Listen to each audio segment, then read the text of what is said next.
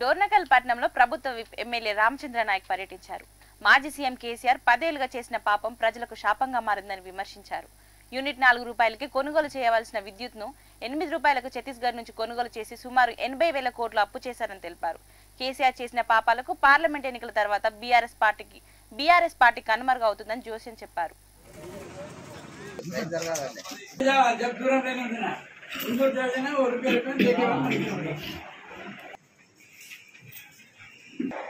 కేసీఆర్ గారు చేసిన పాపాలకు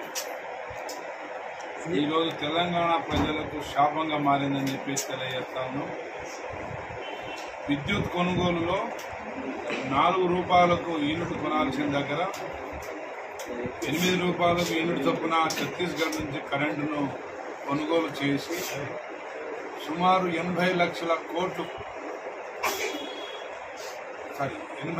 కోట్లు అప్పు కేవలం డిస్కమ్